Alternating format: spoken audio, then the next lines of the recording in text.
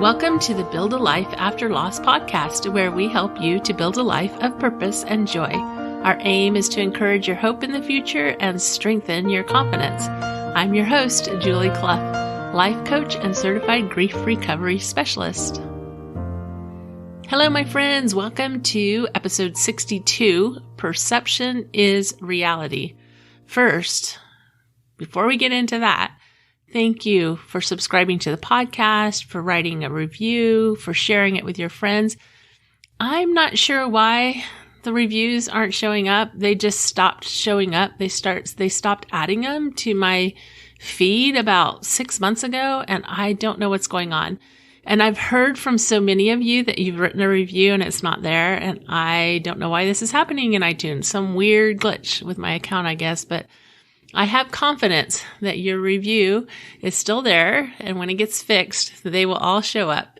In the meantime, I appreciate you sharing your favorite episodes on social media and texting your friends, and let's just start a ripple of positive support in grief.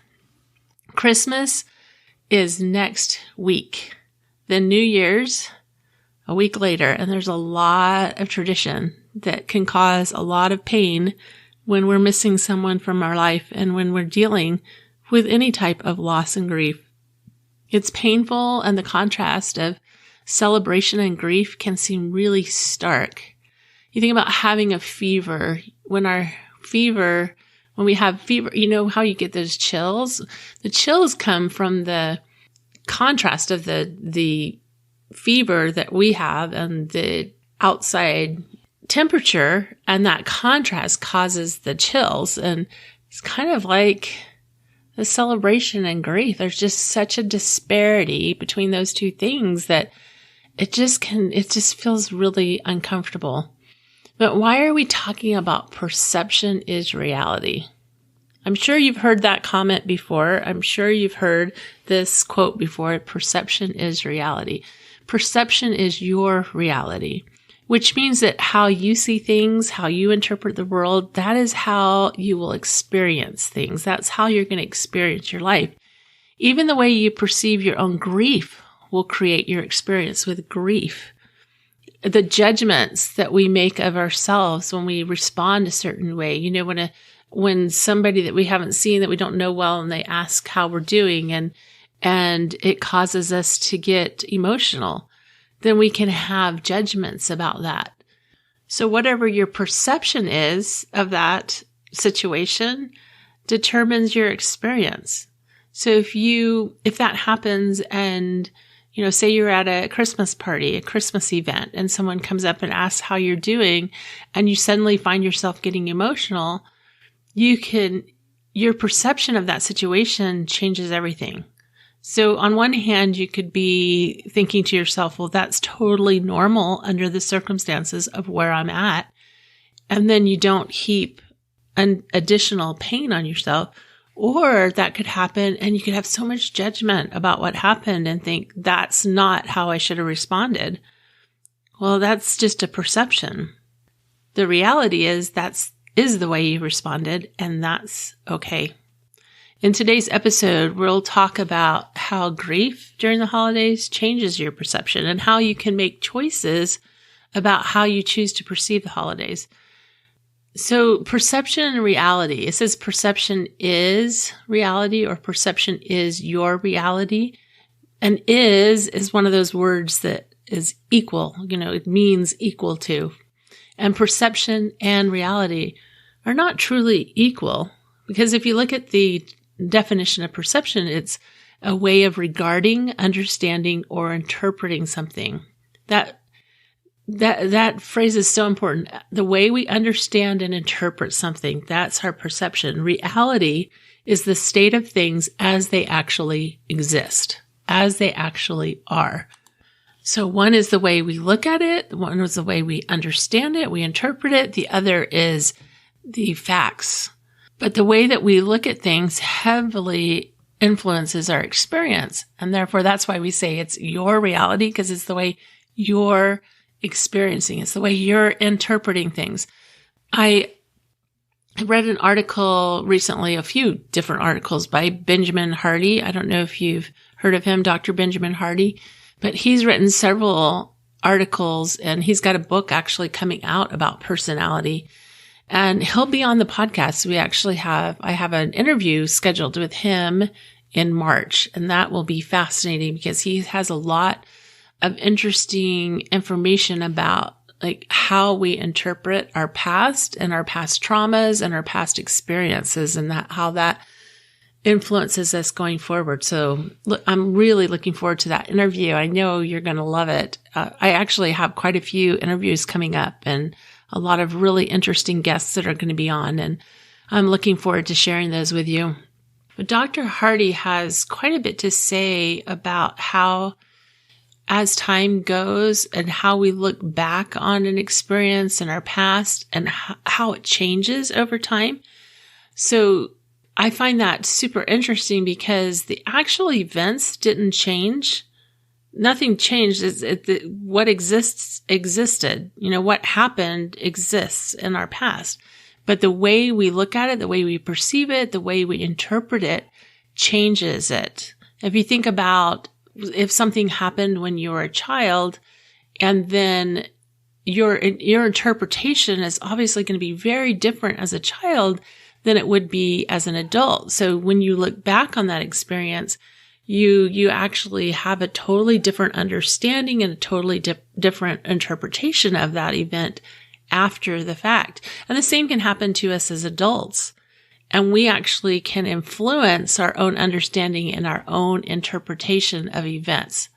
So it'll be really, really fun, really fascinating to talk to Dr. Hardy about that and explore that idea with him and how we can use that information, how we can use that idea of understanding and interpreting to our advantage.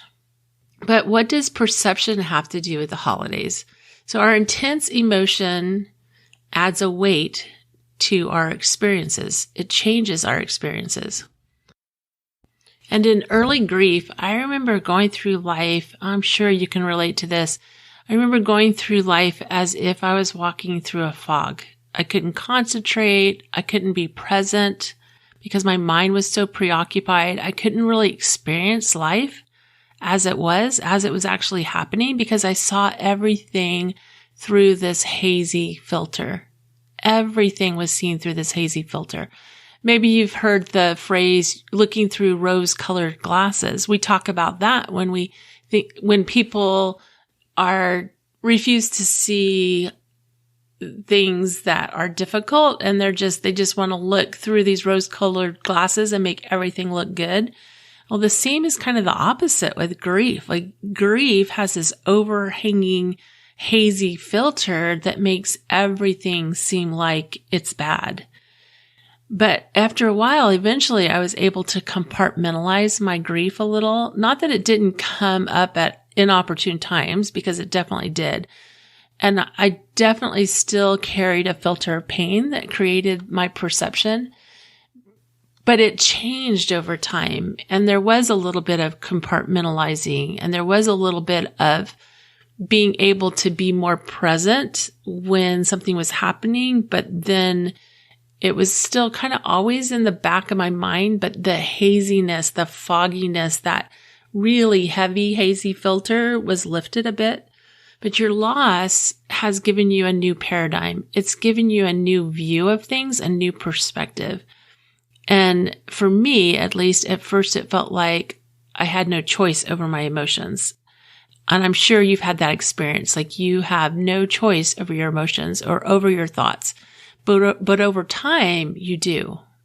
You remember your emotions come from your thoughts. So if you're always focused on what you've lost, everything will always look dismal and unfair and horrible.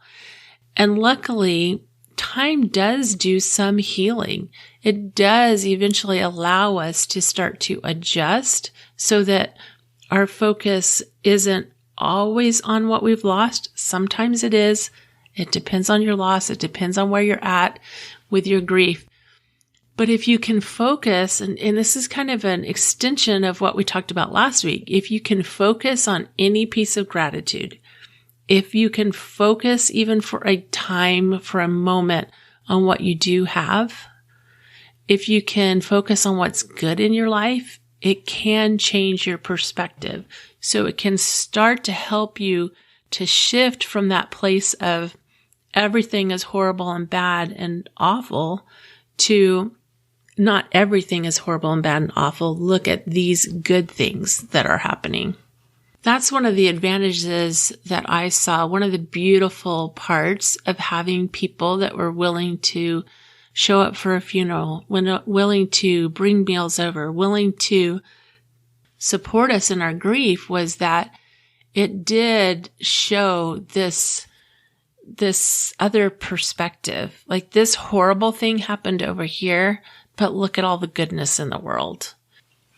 And not to get political, but if you look at the 24-hour news stations, I call them newsertainment, they don't even deal with reality. They're supposed to be news networks, but they filter it. Each of them filter it through their bias, through their perspective, and report according to their perspective, according to their bias. Sometimes it's blatant and sometimes it's subtle, but there's always the filter, and that's what happens to our own reality. So what is reality? Reality is true reality. True reality is our facts. Those are the facts. So if I were to say my address is, and I'm not going to tell you what my address is, but if I was to say my address is, or I live in Utah, or I'm wearing red today, I have a daughter named Carrie, I have a son named David, those are all facts. Those are all facts. And if I was to say I live in Utah and I love the snow, then I'm sharing my perspective. Or I live in Utah and I don't like the snow. I don't like traveling it. It's my perspective. I'm wearing red today and I like red on me, or I'm wearing red today and red's not my favorite color. I mean, that's when we start adding our perspective to it. Almost everything we experience is actually thoughts. So rarely are we dealing with true facts. And this is something that's really hard to distinguish again with a lot of times. But even when we say, oh, that's a horrible song, like that's an opinion, that's our thought, that's not facts.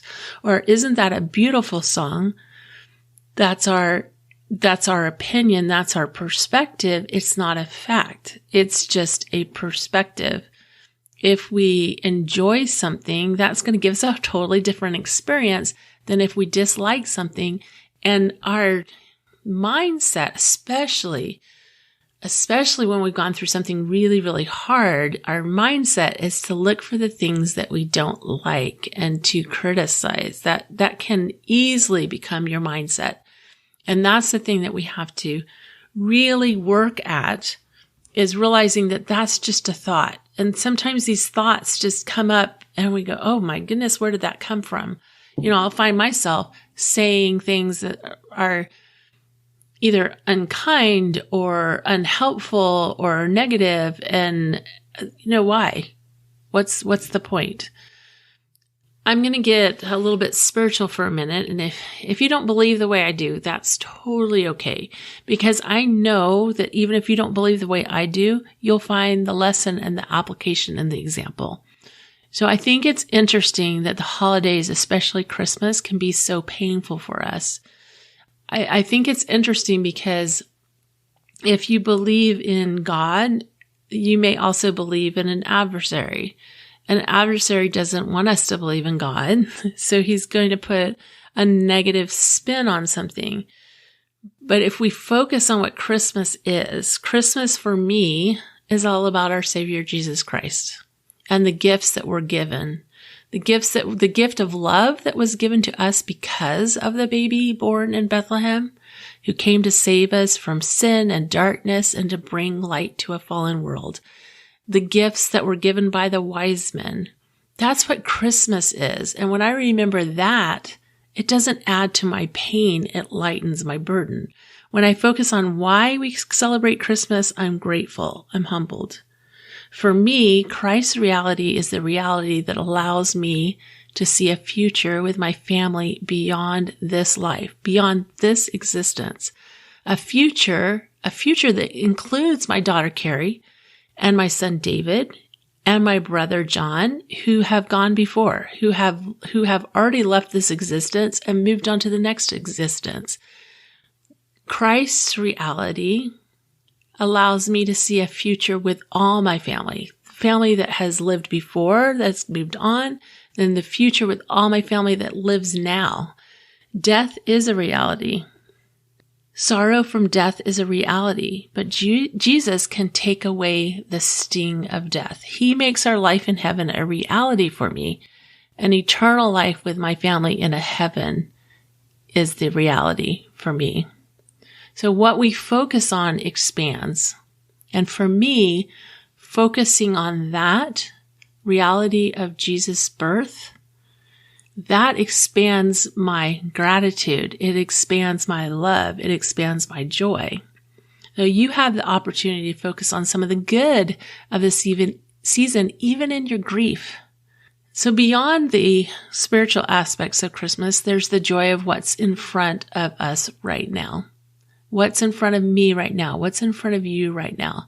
So no, Carrie and David won't be there. My brother won't be there, but they will be there in spirit. And what you think is how you see things. What you think about your thoughts create your reality. Consider focusing on the love and the wonder and the spiritual around you during this holiday season. And also a reminder to you to give yourself permission to show up. Show up however you choose to show up. If there are events going on, you get to choose. You get to choose how you want to show up. If you want to show up for the party, show up for the party. If you don't want to show up for the party, don't show up for the party. There's no right or wrong. There's just choices. So choose and then honor your choice. I hope this is helpful as you think about how you can go through your holiday season. How you can look for those little moments, those little impressions, those little experiences that can bring just a little bit of light, a little bit of joy, a little bit of gratitude into your season. But also honor your grief, honor where you're at, and feel what you need to feel. Now's the time to subscribe to the podcast if you haven't already, so you get every episode, and leave us a review. If you go to buildalifeafterloss.com, you can get on our mailing list too, and I will send you every episode as it comes up. So if you don't have a way of subscribing to the podcast, or even if you do, we'd love to have you there. Every week I share a little thought with you, as well as sending you the latest episode. Also a reminder, as a grief coach, I can lead you around the pitfalls of grief, and I can help you stay on the path of hope and healing. We need that support. You need that support. We all need that. Schedule your free discovery session today at buildalifeafterloss.com. Remember, I believe in you. Love you. Bye.